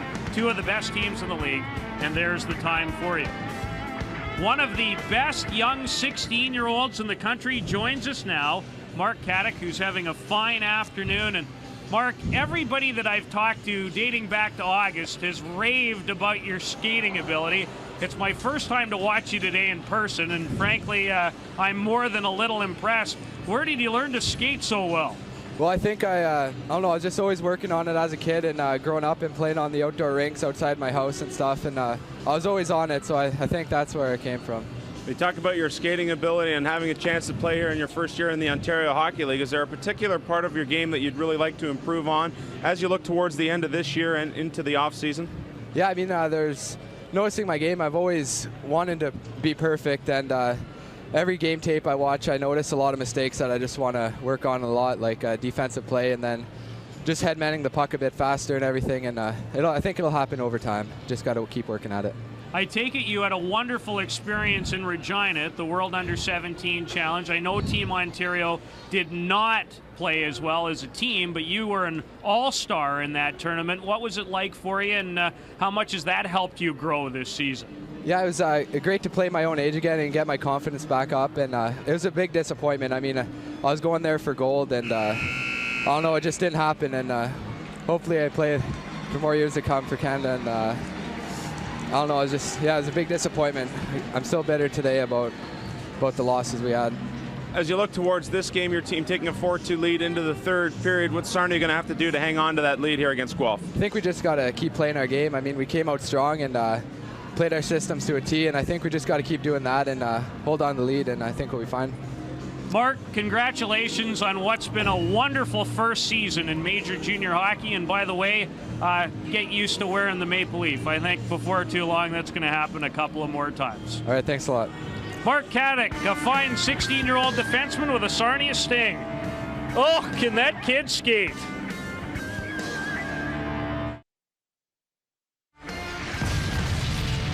Here's a look at our second period highlights. A couple of goals to tell you about. Good look at Drew Doughty in the pass down low to Doyle. He loses control, but Callahan follows it up with good body positioning, picking up his second of the game. And then it's Caddick to Fraser, the rebound to Mashinter, who does a great job showing a ton of patience in front of the net, very doctor-like, and picking up and regaining that 2-goal lead for the Sting. Second period scoring summary is brought to you by National Sports. Are you ready to play? Sure am. Callahan with his 48th, Mashinter with his 5th. Both goals come in the power play. Shots on goal, Sarnia holding a 3-point edge in that department. The youngsters out in full force in Guelph. Can the Storm rebound in the third period? We'll find out. Very talented Brad Fay will be along with the next edition of Sportsnet News at 6. Here's what's on the docket. Eric Lindros, poor guy, just returned from a wrist injury, and now he'll have surgery and be lost to the Leafs for the rest of the season. We'll also check in with Jamie Campbell following Team Canada, getting ready for their opener at the World Baseball Classic. You'll be able to watch a considerable portion of the World Baseball Classic right here on Rogers Sportsnet. All of Team Canada's action starting Tuesday night when they take on South Africa in Scottsdale, Arizona at lovely Scottsdale Stadium. Right now at the Guelph Sports and Entertainment Center, third period underway with the favorite and home team Storm trailing by a pair. Brandon Mashinter with a late power play goal. He has 3 of his 5 goals this season in his last 4 games. And a penalty going to be called against the Sting. Exactly what you want if you're Dave Barr and the Guelph Storm, trailing by 2 goals, 20 seconds into the third period. You get a penalty. It's Fraser who will go to the box for the Sting. And for Guelph, this may be the tonic they're looking for to cut this lead to 1. Fraser working in the corner. Once he goes to his knees, then he uses the stick to hook down the Guelph opponent. When he did that, that's when the penalty was called. Storm in one of their 2 goals on the power play. Here's Doughty with a rocket. He has 2 assists in the game. Nice play to knock it down and feed Dagostini. I keep thinking about a couple years from now when Doughty and Caddick might be running a Team Canada power play at an under 18 or World Junior event. Why wouldn't they? And they've done everything else the same so far in their careers. Doughty from London, Ontario. Wrist shot through traffic. Didn't miss by much. Kyle Wharton holds it in. His shot, that went off the skate of Kelsey Wilson. Parked in his normal spot in front of the net, where he scored 23 power play goals this year, 7th in the league coming into today. Dagostini, a sliding play by McCready. Blaho fighting for position. Wilson, Wharton. Boy, oh boy, that might have got a piece of the iron and stayed out. Good pressure in the power play by the Storm. Dagostini, Callahan, could it be his third of the game? Not here, not yet. Diving play held in by Doughty. He's so calm as well with a puck. Callahan, a drive, big rebound from Nye, belongs to McCready, and he'll find an opening. Nice job by McCready to just wait it out, settle that puck down, look for that open end of the ice, and get it down. Doughty on the rush. Under 25 to go in the power play. Ryan Parent, first-round selection of Nashville, 18th overall in 2005. Cody Musselman misses Caddick. Caruso to Jamie Arneal. Arneal watched closely by Caddick, who fails to pick his puck. Caddick got a stick in the road that time as Fraser's penalty comes to an end. And Sarnia back at full strength. Sarnia with 3 power play goals today.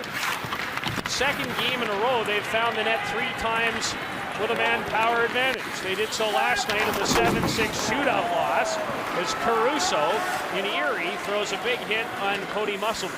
1 for 4 against Owen Sound in the power play as well. So you can tell guys are playing with confidence. They know they're going to see time with the extra man. And when you know you're going to have that time, you gain confidence in doing so. And as a result, you play better. But a little earlier on the power play for the Guelph Storm, Kyle Wharton working hard. Gets a good shot on goal here. Now, Nye not only gets a piece of it with the pad, but he also deflects it off of the post as well. The best chance of any for the Storm in that power play. Sarnia broke into a 3-0 first period lead. Callahan with his 47th and 48th cut the gap to 1 before the late power play goal, courtesy of Brandon Mashinter. And Mashinter's recent success shows you what confidence will do. This guy has plenty right now. Harrison Reed can't find the 5-hole on Jason Guy. And Reed has 6 points in his last 2 games, including his 23rd of the year today. Had 5 points in Erie last night. Andy Havernan tries to drop it off, and he takes a wallet from McCready, although McCready paid the price. I'm not sure who got the worst. McCready looks to have. Jumping into the play, Jared Gomes, who showed flashes in this contest. But this time he turns it over to Wilson with Callahan. 2-on-2. Callahan, backhander, blockered away by goaltender Ryan Nye. Wilson, Callahan was free for just a second. Dagostini joins them, the top forward unit. And that's been the case today. Callahan off the stick of McCready. Wilson, they resume the cycle. It's a tough line to deal with when they get it going down low. And they have a ton of confidence. I noticed both Wilson and Callahan were working down low there behind the icing line. Dagostini sat there on the other side of the icing line just waiting. Dagostini with a wraparound try is Ryan Nye. You hope he's okay, and looks like he is, as the net came off its mooring and he was literally pushed right into the back of the cage. He's been a busy guy for sure. Had 44 saves the other night against Owen Sound. We talked about Callahan and how good he's been in this game. It's the spinorama in the first period, his 47th of the year, and then great body positioning on this goal as he picks up the loose change in front of the net and buries it past Ryan Nye, his second of the game, 48th of the year. He has accounted for both Guelph goals in this game. Came into the afternoon 4th amongst league leaders in goals with what was 46 has now turned into 48, and he has points in 9 of his last 10 games, 17 of them to be exact, so he's on quite a tear, and a 5-game point scoring streak. On the run right now, Matt Kennedy digging after the loose puck out there with Biggers and O'Leary for Guelph. Blaho with Danny Anger and Musselman, the forward line for Sarnia. And Sarnia, more injury troubles, and today a suspension to their captain Rich Clune for slew footing last night in Erie, and he's a great player. Clune is a 3rd-round pick of the Dallas Stars. Looking forward to watching him play, and unfortunately we don't get that look, but we do get a look at Steve Ferry, another one of those 2 players acquired in that trade for Matt Pelech, going for the London Knights. Ferry was a first-round pick of the Knights 2 years ago. London with another win this afternoon. A short-handed goal by David Boland in Kingston to beat, boy, a much improved Kingston Frontenac team. Is Callahan again for number 3. And I wasn't sure, but the good news for Sarnia, he kicked it away. Mashinter with McInerney. And Ryan Parent breaks it up. Boy, Parent played that absolutely perfectly. He didn't allow leeway for that Leeds pass and also took the man at the same time. Callahan, Pitton, he scores his first point in 6 games, and the Storm are within 1 again.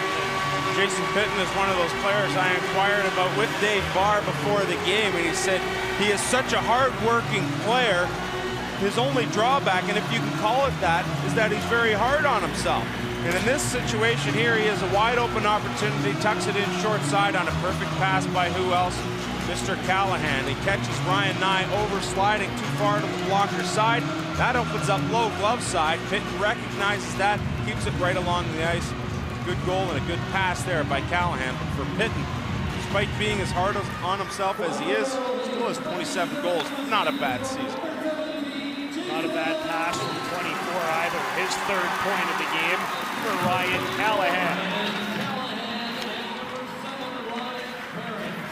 Callahan stays out there for the next shift as well. I like Dave Barr saw a little momentum there, keep his captain out there to try and spark his team into a tie. Pitton's 27th from Callahan and Ryan Parent at 540, and we're headed for a fine finish. So what's new on a Sunday in the CHL arena?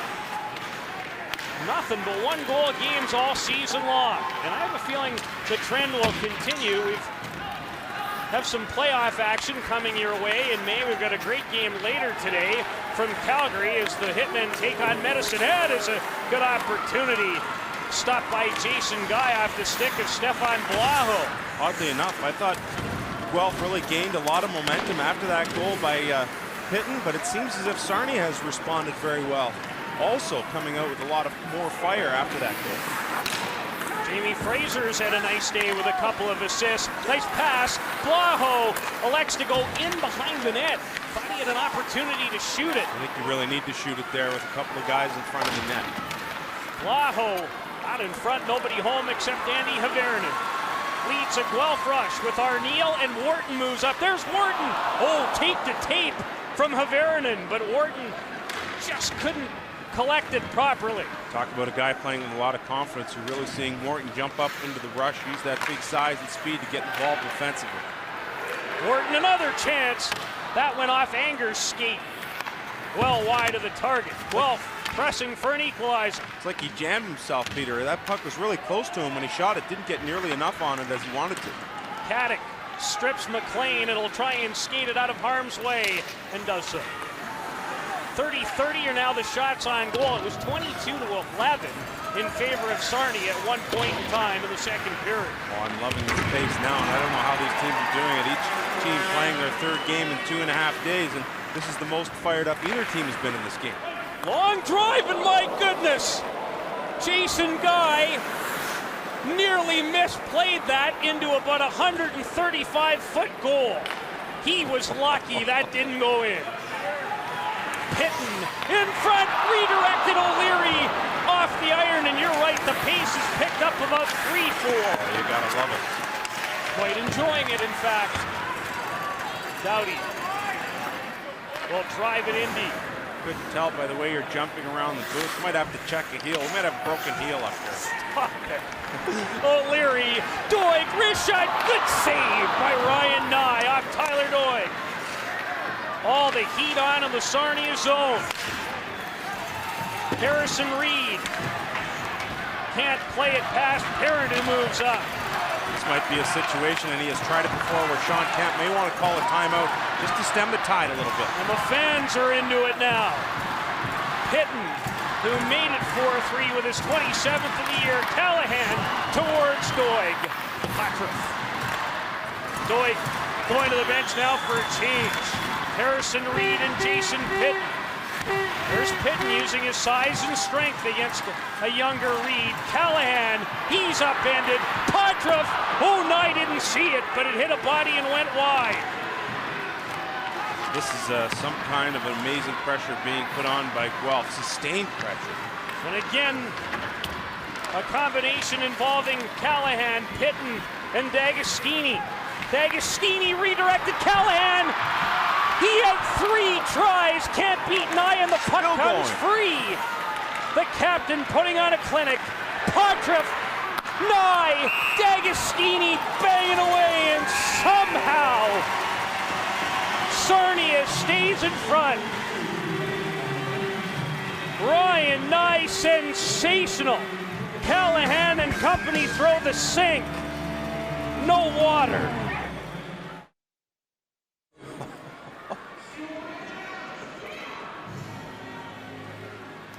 Some fantastic opportunities for Guelph. O'Leary with a chance on the one-handed tip. That goes off the post. And then Callahan, Dagostini continue to work low. Callahan has 3 good chances, then pulls it out, goes all the way back to the point. And you see Dagostini, he continues to hang around the net. So in this shot, goes off the pad of Nye. Dagostini's there, but Nye somehow covers it up. A guy who's used to getting a lot of work has been worked to the point of 36 shots in this game. 33 stops for Ryan Nye, about 20 of them right there on that little flurry. Hard to believe it's still 4-3, but it is. You know, we've talked so much about the leadership that Ryan Callahan has provided. How good has he been with this game continuing? Yeah, and it's not just what you get off ice. You talk about a guy leading by example. This is the perfect display of that here today. Icing the call against Sarnia.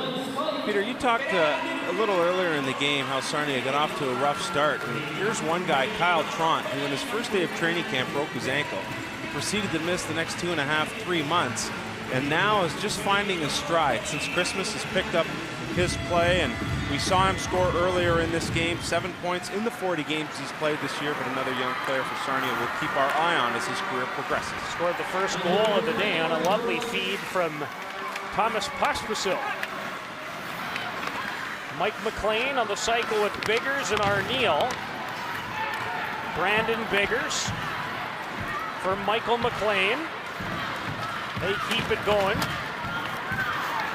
It's all Guelph right now looking to rebound from what was at one time a 3-0 first period deficit. They cut it to within 1 now twice, but they've never drawn even. And back the other way in transition is the talented Thomas Pospisil. One-on-one with Caruso. Pospisil, backhand pass off the stick. Held in by Fraser at the line. Under 9 to go in regulation. 4-3 Sarnia. Sarnia trying to complete a great weekend. Have they scored? No, the light doesn't come on, but Jason Guy reached in behind him. And just for half a second, I thought the light was coming on. Sarnia didn't do a great job of trying to sell that to the referees either, but it took a little time to find out and determine exactly where that puck ended up. It's simply thrown on net from a bad angle, and once Guy reaches around him, that's the situation there where everyone starts to wonder where the puck is, and that's Anger who throws up his hands. Not a bad sell there. Pospisil didn't help him out at all, but in any case, it did get past the line. O'Leary, who tipped the puck off the iron moments ago. Here's Cody Musselman, nice little burst. Musselman to the net. Can't get a shot away. Now it's lying at the side of the cage.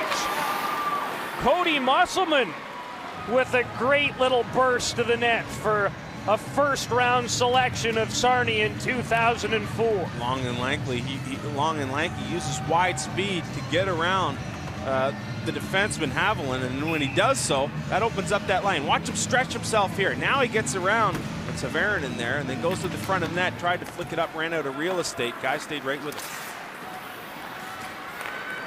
Puck played ahead to Tyler Doyle from Seaforth, Ontario. Took a little extra shot at Steve Ferry. Pitton and O'Leary as Dave Barr really scrambling his lines up, looking for combinations as he heads toward the playoffs. He's really shortened his bench considerably as well, has Dave Barr here in this third period. He recognizes that his team had gained serious momentum, and after the first period, he went in, had a talking to with his guys in the second. They responded a little better, but here in the third period entirely, they've played very well. That expression has barely changed all game long. He knows his team was very flat in the first period, but they've responded nicely, showing why they are a solid fourth in the Western Conference, playing in arguably the best division in the Canadian Hockey League. Although there's an argument in British Columbia for the BC division of the Western Hockey League. What a great division. A look at Drew Doughty, who has a pair of assists, but his team continues to trail by a goal.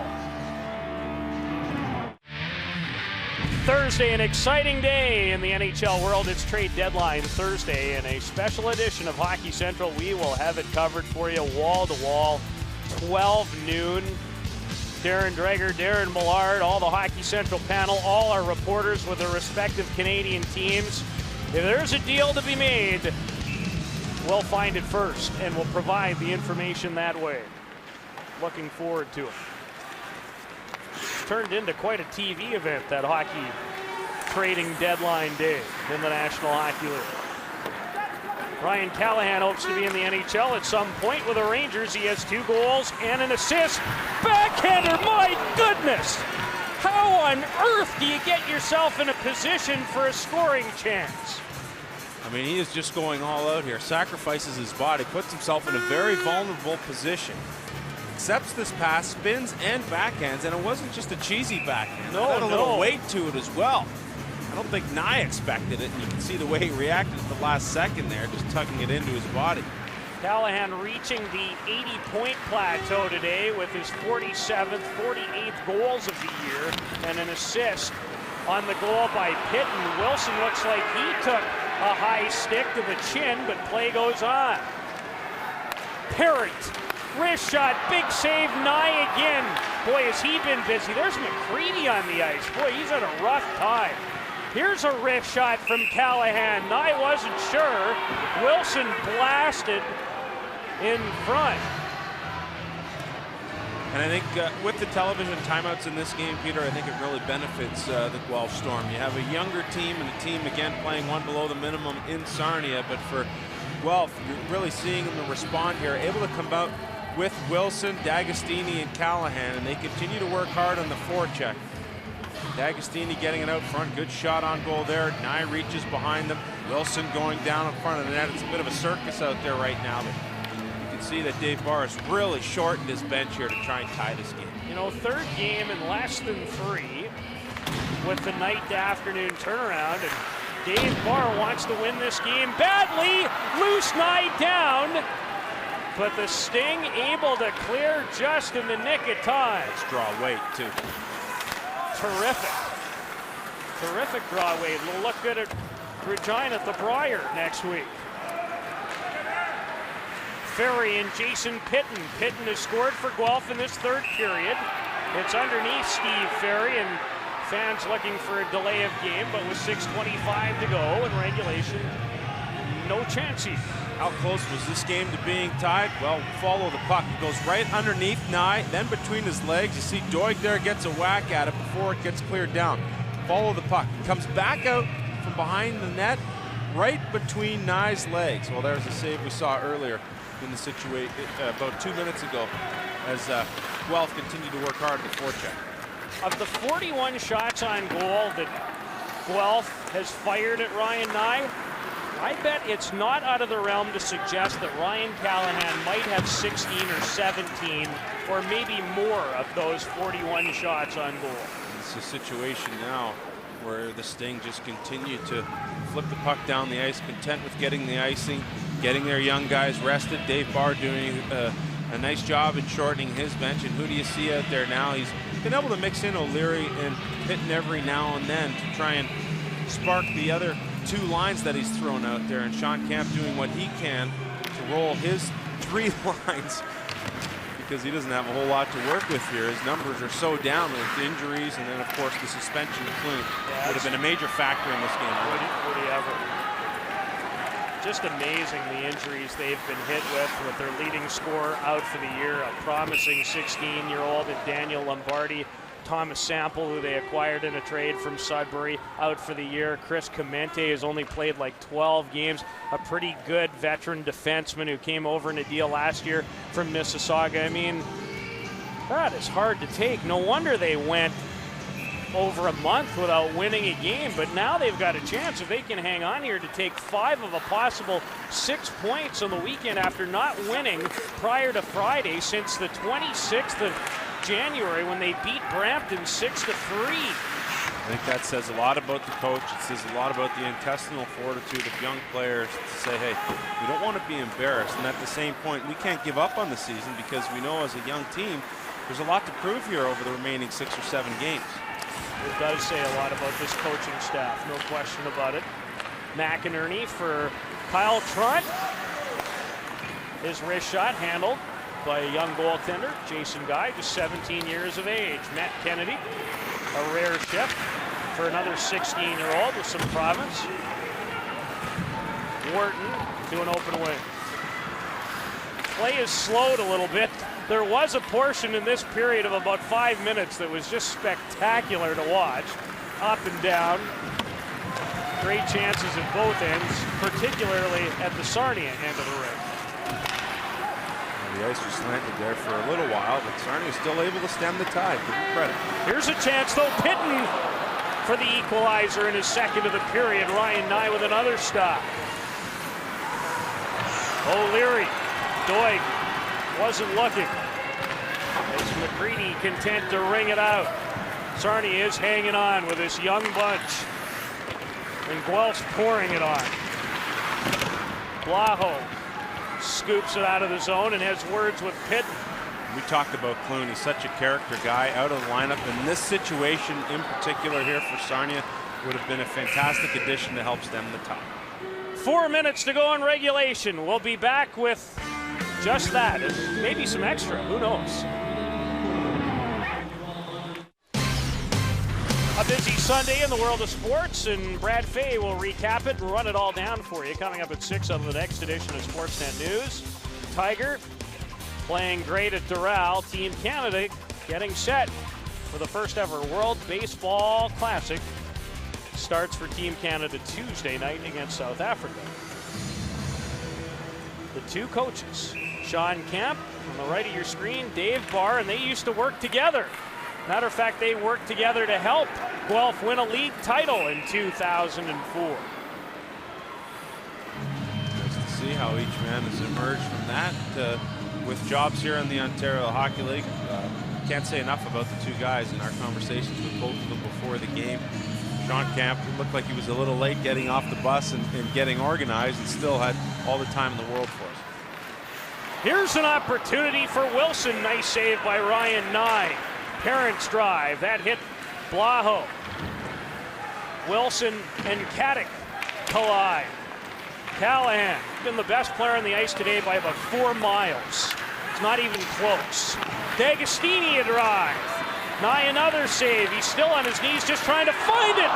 Dagostini from his knees with a backhander. What an equalizer that would have been. Oh, man. Callahan amazed him here in the third period. We've seen that on the top 7 of 7 tomorrow on Sportsnet News. If that goes home, Wilson, Doughty, Parent, content to play it behind the net to Dagostini. Wilson parked in the slot. He'll let it go. Callahan spinning. What a pass for Dagostini, but he couldn't quite pull the trigger. Doughty will. Glove, save, Ryan Nye. Oh, man. You just get this feeling that this game is going to be tied up, but Ryan Nye will not relent. Dagostini doing a great job. Watch him. He goes to his knees here. He comes in, goes to the knees, gets up, spins around, fires a backhand that just misses. In the most recent chance, Callahan on a perfect backhand pass in front of the net. Unable to close it out, though, and then Doughty, the final slap shot before Nye could glove it. Shut things down, at least for a little while. 22-7 are the shots on goal in this third period in favor of the Storm, but they've only managed the Jason Pitton goal. I said Callahan by 4 miles. You might have to give Ryan Nye a little credit, maybe cut it to the best player by 2 miles. Yeah. No doubt. I mean, Nye has been fantastic. He has held Sarnia in this game in the lead. He made 44 saves in a 2-1 victory Friday night, and he has made 42 more so far this afternoon. And there's still some work to be done. And not to mention, Sarnia faced 58 shots in yesterday's game against Erie in a 7-6 overtime shootout loss. Guelph would love to force extra time in their third game as well in as many days. Winning in Kitchener impressively Friday and losing last night in Owen Sound. Callahan racing, trying to split the defense, fails to do so. Musselman off the glass, over top the glove of Ryan Parent. How's the draw, Wade? Oh, it's terrific. No sweeping required. Kevin Martin would have liked that.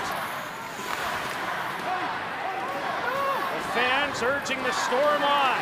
Will look towards Jason Guy with a minute 15 to go in regulation. Doughty carries confidently. Dagostini fakes the slapper, plays it, and Nye will hold on. Exactly what the Guelph Storm are looking for, a face-off deep in Sarnia's end. They have the goaltender Guy out of the net. He's been very solid in goal, and it's tough at times when you're not worked, as he has not been worked very much in the second and third period, but still able to keep this one close. Meanwhile, Ryan Nye has been absolutely fantastic for Sarnia. You know, at some point a timeout would be called, and that's indeed what we're seeing right now. Dave Barr will call the timeout. He'll drop play off the face-off, and with all of the talent he has, including Ryan Callahan out there, give him a bit of a rest as well. Meanwhile, Sean Kemp will try and counter that with a defensive play, as this Sarnia team has all gotten up off the bench and huddled around Kemp right now in hopes of picking up that 5th point out of a possible 6 here in the weekend.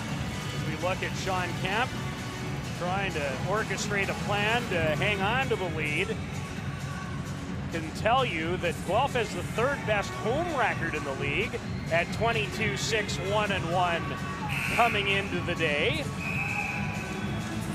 Tale of two teams, the home team against the road team. Guelph has been not quite as successful on the road, but that home record has really enabled them to cement that 4th spot in the Western Conference. Boy, how impressive is that? They haven't lost in this building since January the 6th. This guy's trying to change that. Is indeed. Net empty. Draw one. Doughty, a hard blast. Rebound. Callahan hit the side of the net. Looking for his 4th point of the day. I thought we were tied. Nye gobbles it up one more time.